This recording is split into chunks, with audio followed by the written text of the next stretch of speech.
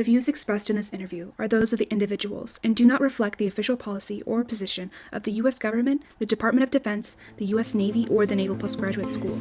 Welcome to the Trident Room, brewer of stout conversation, unfiltered and on tap. On today's episode, we have the first woman to lead a Marine combat unit, Lieutenant Colonel Michelle Macander. But recruiting ads. What do you think about recruiting ads and some of the changes? So it used to be, in the 80s we had we don't promise you a rose garden, the few, the proud.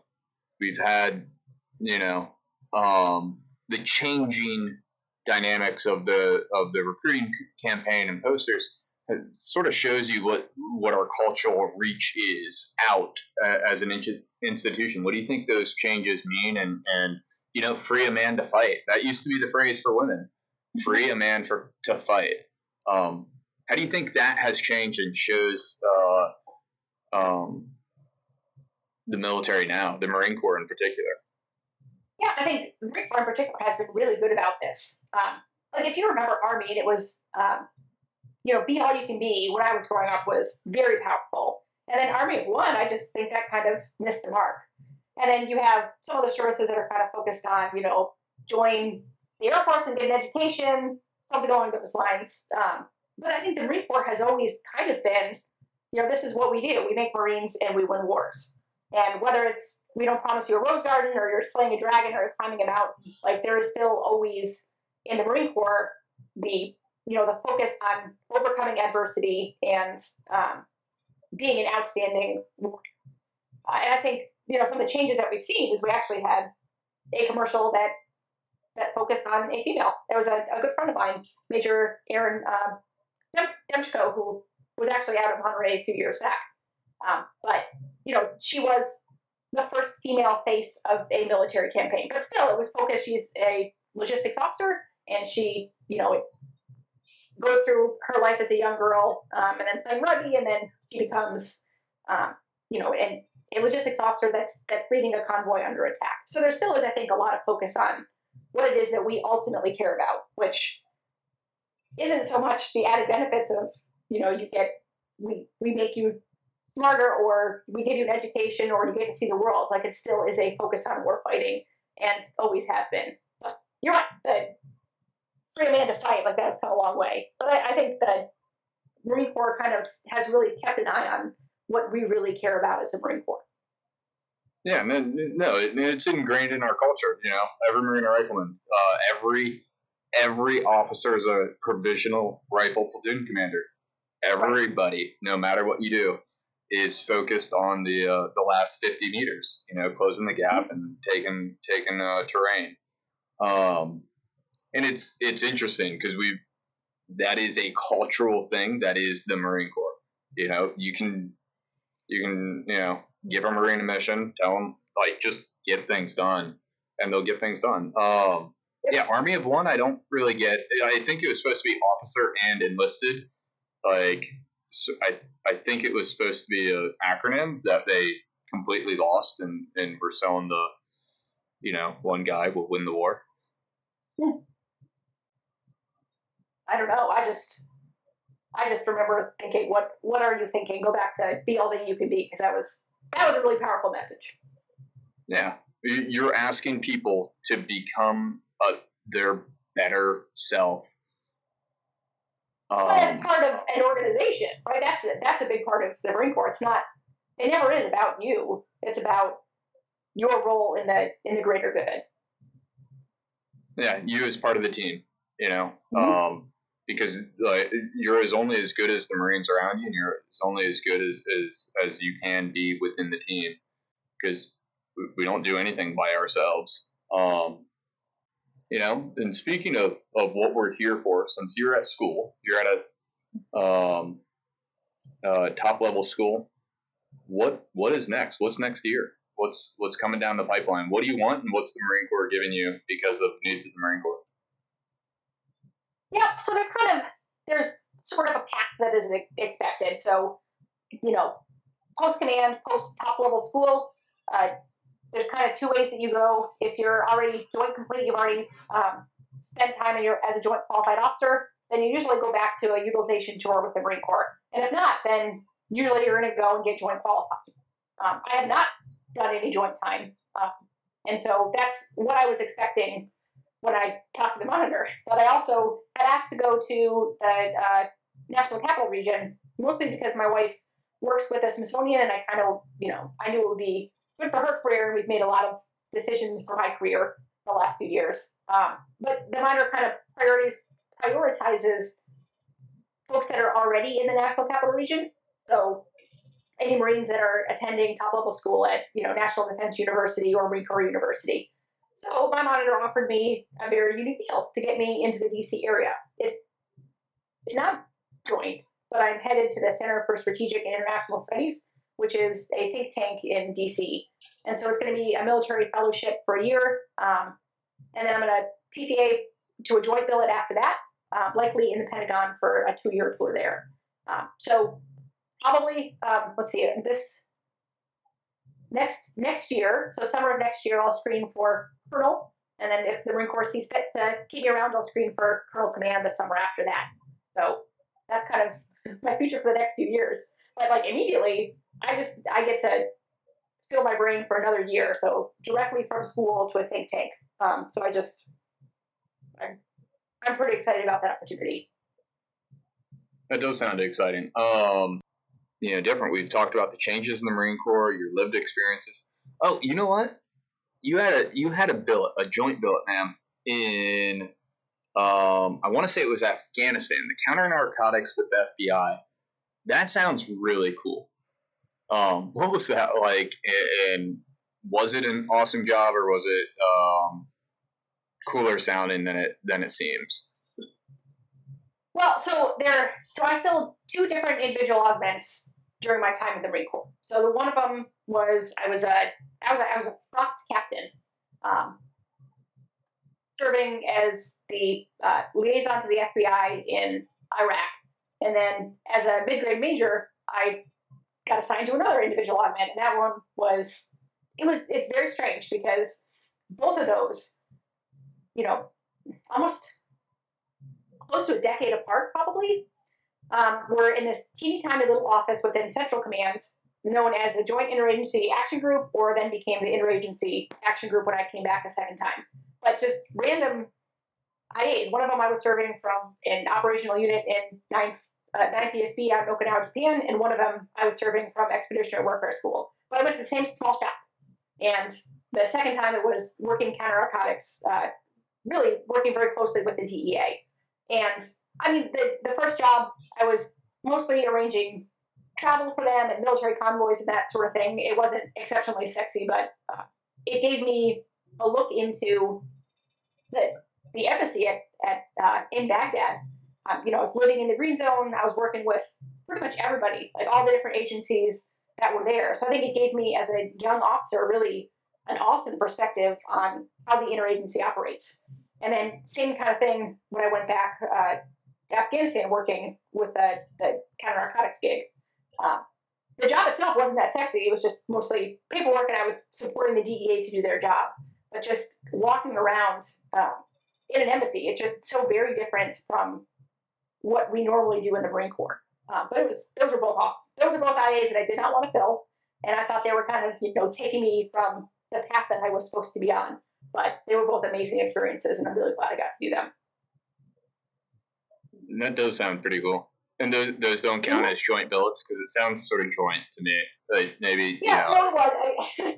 I worked Central Commands, but they were 6 months at a time. So I think that I could have submitted some paperwork and everything, but I think normally you're supposed to have 2 years of joint time. So I still have to go joint in order to get that credit. Okay, that makes sense. Yeah, that's interesting. The counter narcotics, that just it sounds like, to me, I'm thinking about it, I'm like, why would we care? But the number one producing heroin country is Afghanistan, so that makes sense. I'm just trying to think of what narcotics come out of that. That's right. Well, Yeah. it was mostly, so it was the Central Command was mostly helping to fund the Afghan internal ability to fight narcotics. But, so it was mostly managing the programs that allowed the army and the police to better manage the program themselves in Afghanistan. Okay, that makes sense. Have you read McMaster's book, Dereliction of Duty? Yeah, that was very fascinating. When you talk about civil-military relations and just, at least from H.R. McMaster's perspective, they were stretched to the point of breaking, and that had a very real impact on what that meant for victory. So yeah, that was a great read, very fascinating. If you would like to hang your hat on one word, what would it be? Wow. Okay. So I would say courage. And for me, what that means is being able to listen to my true self and do what I think is right, regardless of how uncomfortable it makes me feel. So that's something that I'm working on, but I think, when I think about what is truly important to me, it is being a courageous person. And that means that, my actions have to align with my values. So I don't like confrontation, but I can't let things go by anymore that are not in line with who I think I am as a person. And this is all very vague. I guess I can give a little bit of specifics on that. But if someone says something that I think is not in alignment with my morals, if someone says something that I, consider racist or, not considering other people's feelings, then I need to be able to stand up and address that type of behavior. And a little bit in the Marine Corps, if you have someone that's standing up in front of a group and says, "Hey, gentlemen," and I'm obviously in that group, I think part of my job is I need to do a little bit of education on that, and just, it's just, ladies and gentlemen, it's not that hard. Just be inclusive with what you are saying. But I think if I had to hang my hat on anything, it's to try to be as courageous as I can. So I think we'll wrap up with a few easy questions. What's your most oh my god moment that you had in command? Oh my god moments. I think two come to mind on that. The first one was really when the message came out that said I was going to command for CEB. I was the one meth engineer at the time, and this was way back when, if you remember MHS messages, I'm sure you do as an edge. So the MHS would release a few hours before our admin. So I would say that I was checking the message board regularly, and I say regularly, it was probably obsessively. It was absolutely obsessively. Patience is not really one of my strong points. And I figured I was competitive for command, but I also knew the other names that I was competing against, and there's a lot of really amazing rock stars in my community on the same board. So I certainly did not think that I was a shoo-in for my first choice. So I'm at math, and my math sergeant, he says, "The message has been released," and he drops the printout on my desk and then just walks out the door. And, I'm just looking through the message, trying to figure it out, and I see my name next to first CEB, and my stomach just absolutely dropped. I had asked for it, right, and I wanted it, I hoped for it, but it still came as a shock, kind of a, what the hell have I gotten myself into kind of thing. But for the most part, it was really exciting, and my wife and I enjoyed a bottle of Dom Perignon that night. The second oh my god moment came the day of change of command. I guess technically the morning after change of command. At about 02, my phone went off, and my XO released to me that there, was an allegation of a hazing incident involving 3 of my NCOs out at 29 Palms. So this is less than 24 hours after I had assumed command. I have to make my first phone call to the division CG. This is General Eric Smith, and he's, very big on squashing hazing where he sees it. So he was exceptionally gracious, and I think he kind of felt sorry for me that this had happened on my first day. And, I hang up the phone, I go back to bed, and my wife is like, "Is this going to happen every night?" And I didn't even know what to say because I was like, I don't know. It might be. It was not even remotely a normal thing. I had very few wake up the general kind of nights, but it was very eye opening for my welcome to battalion command. And what was the funniest thing that happened while in command? Okay, I think the funniest thing to me is actually a story of abject failure. So I command a battalion of combat engineers. So I come up with this competition that we're going to have a trebuchet competition. And trebuchet, it's like a catapult, but it uses a counterweight instead of tension release. And so we're engineers, so we can build this. And so the battalion provides all the materials, and then each company on its own builds a trebuchet. And then we have about equal sized pumpkins, and we were going to see which trebuchet could launch the pumpkin the farthest. And whichever company that was going to earn a 72. And my God, it was ugly. So each trebuchet got 2 shots to see which one could go the farthest. And at the end of the day, only one trebuchet shot actually made it beyond the starting line. And this was like, there are 6 companies, so this was 12 shots. One of them actually worked. And so it was such a failure, but the Marines really got into it, and everyone just had to laugh at it because it was just such a pitiful showing of engineer capability. But it was a lot of fun. I'm gonna have to ask for a photo of that or a video if that's available, because that's amazing. I think I'm gonna be able to find it somewhere, but one of them, it just launched it backwards, and Did they not practice? Did they? There was a lot of fine tuning that they had to do on the line. It was like part of it was you had to kind of build it and then carry it over. So I think there were just some issues that they had on the line. So it might have worked on the lot, but it didn't that well. They actually had to put it together on the spot. It's all right. We learned some things that day. Oh, I bet that is a huge learning environment.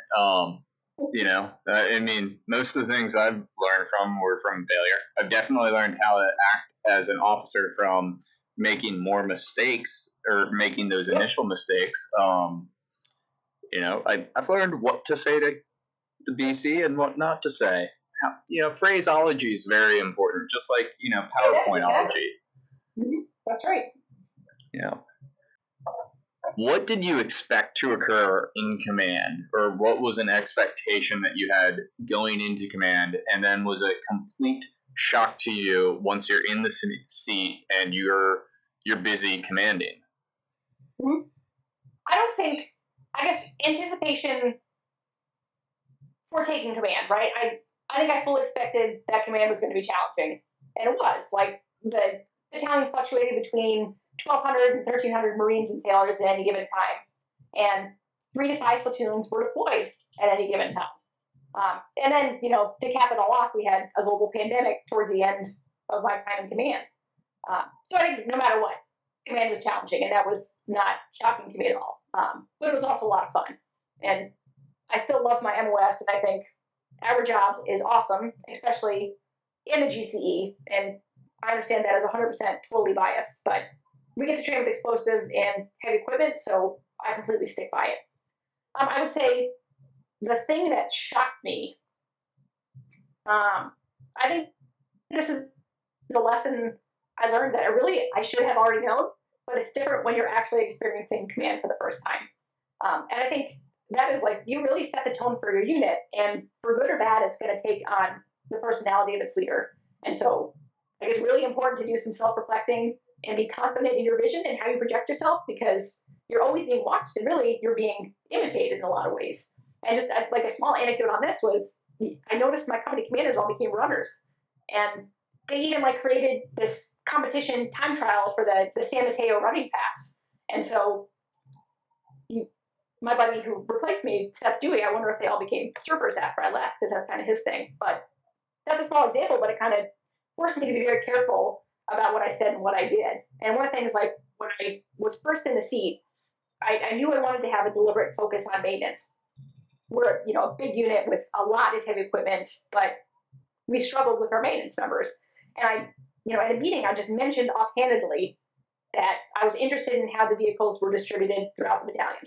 And like the next day, I had a point paper on my desk with various COAs, which is awesome, but that wasn't my intent. And so, like, I was pleasantly surprised by that, but I learned that I had to be very clear with what was truly a task and what was just me talking out loud, which is the way I was, previously, the way that I liked to discuss things. But, you have to be careful when you're in command that you just talking out loud really becomes a task for someone else. And so, at the end of staff meetings, it was like, XO, what did I task someone with? Just to make sure that everyone was clear with exactly what stuff I was just off the cuff.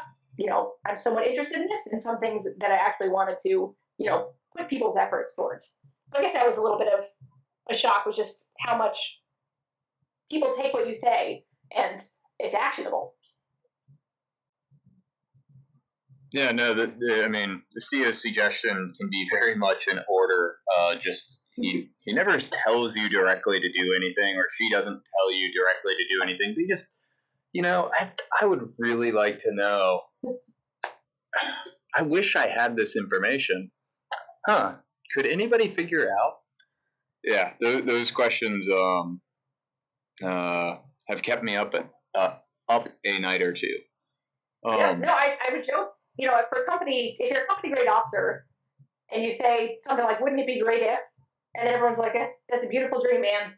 And then like when you become a field grade officer, it's like that becomes a task and you have to keep that in mind. And when you're a battalion commander, it's 10 times worse.